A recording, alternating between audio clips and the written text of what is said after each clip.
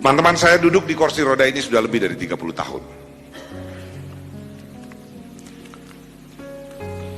Umur saya masih 17 tahun waktu itu.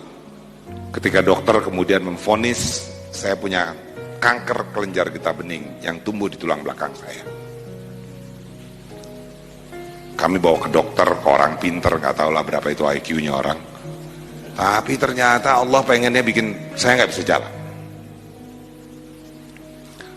Jadi pada satu sore sesudah berbulan-bulan saya nggak sekolah,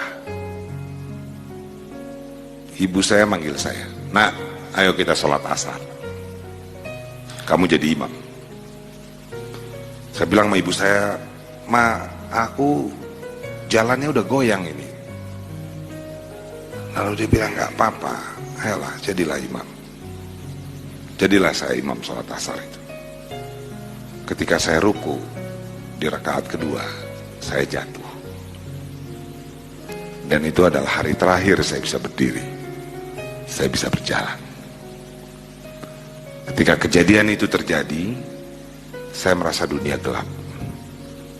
Saya marah pada Tuhan. Saya marah pada semua hal.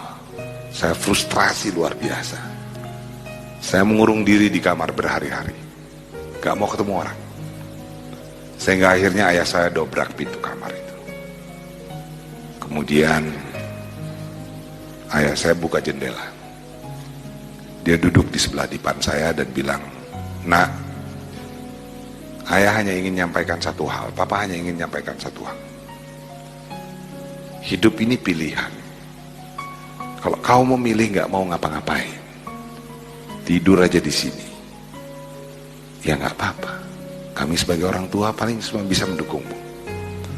Tapi kalau itu pilihanmu, seumur hidup kau akan selalu merasa sedih.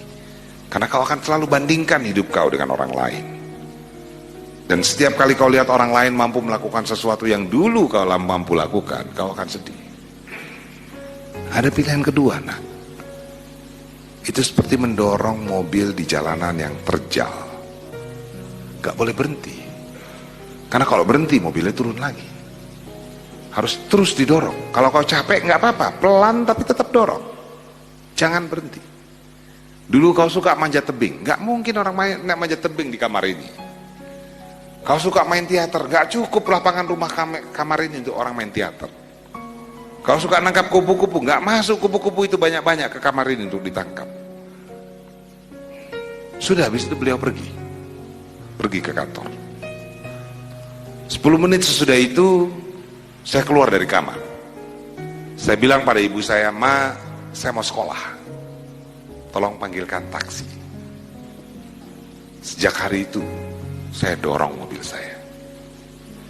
Susahnya setengah mati, teman-teman. Tapi kalau saya nggak berani dorong itu, nggak sampai saya di sini. Nggak mungkin saya bisa lihat lagi kampung saya di Payakumbuh itu. Nggak mungkin saya bisa lihat Lombok, New York, Paris, Gorontalo, dan seterusnya. Karena untuk naik pesawat aja susah aja setengah mati.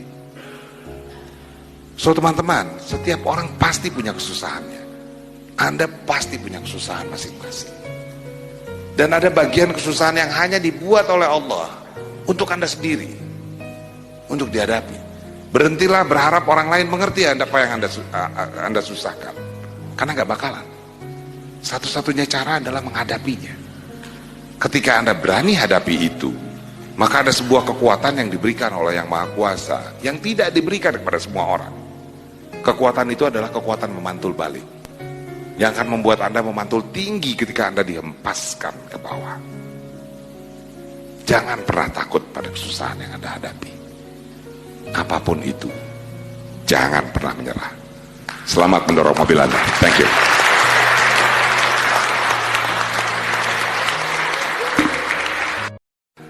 Teman-teman saya duduk di kursi roda ini sudah lebih dari 30 tahun.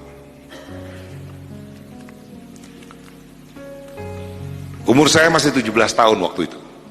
Ketika dokter kemudian memvonis saya punya kanker kelenjar getah bening yang tumbuh di tulang belakang saya. Kami bawa ke dokter, ke orang pinter, nggak tahu lah berapa itu IQ-nya orang. Tapi ternyata Allah pengennya bikin saya nggak bisa jalan. Jadi pada satu sore sesudah berbulan-bulan saya nggak sekolah,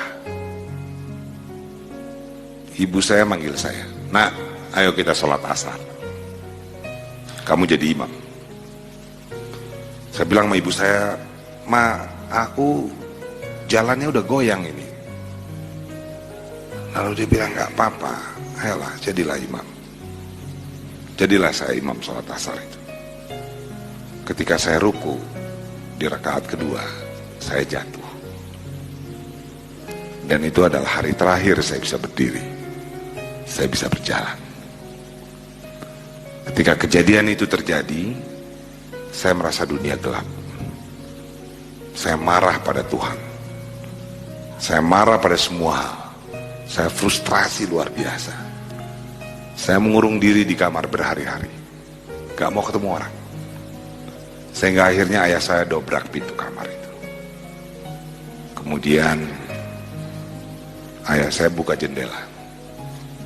Dia duduk di sebelah dipan saya dan bilang, "Nak, ayah hanya ingin menyampaikan satu hal, papa hanya ingin menyampaikan satu hal. Hidup ini pilihan. Kalau kau mau milih gak mau ngapa-ngapain, tidur aja di sini, ya gak apa-apa. Kami sebagai orang tua paling cuma bisa mendukungmu. Tapi kalau itu pilihanmu, seumur hidup kau akan selalu merasa sedih. Karena kau akan selalu bandingkan hidup kau dengan orang lain. Dan setiap kali kau lihat orang lain mampu melakukan sesuatu yang dulu kau mampu lakukan, kau akan sedih. Ada pilihan kedua, nak. Itu seperti mendorong mobil di jalanan yang terjal. Gak boleh berhenti. Karena kalau berhenti mobilnya turun lagi. Harus terus didorong. Kalau kau capek nggak apa-apa, pelan tapi tetap dorong. Jangan berhenti. Dulu kau suka manjat tebing, nggak mungkin orang manjat tebing di kamar ini. Kau suka main teater, nggak cukup lapangan rumah kamar ini untuk orang main teater. Kau suka nangkap kupu-kupu, nggak masuk kupu-kupu itu banyak-banyak ke kamar ini untuk ditangkap. Sudah habis itu beliau pergi ke kantor. 10 menit sesudah itu saya keluar dari kamar. Saya bilang pada ibu saya, "Ma, saya mau sekolah. Tolong panggilkan taksi." Sejak hari itu saya dorong mobil saya. Susahnya setengah mati, teman-teman. Tapi kalau saya nggak berani dorong itu, nggak sampai saya di sini. Nggak mungkin saya bisa lihat lagi kampung saya di Payakumbuh itu. Nggak mungkin saya bisa lihat Lombok, New York, Paris, Gorontalo, dan seterusnya. Karena untuk naik pesawat aja susah aja setengah mati. So teman-teman, setiap orang pasti punya kesusahannya. Anda pasti punya kesusahan masing-masing. Dan ada bagian kesusahan yang hanya dibuat oleh Allah untuk Anda sendiri, untuk dihadapi. Berhentilah berharap orang lain mengerti apa yang Anda susahkan. Karena gak bakalan.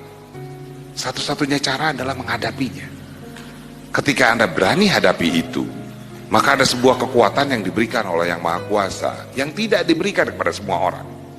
Kekuatan itu adalah kekuatan memantul balik, yang akan membuat Anda memantul tinggi ketika Anda dihempaskan ke bawah.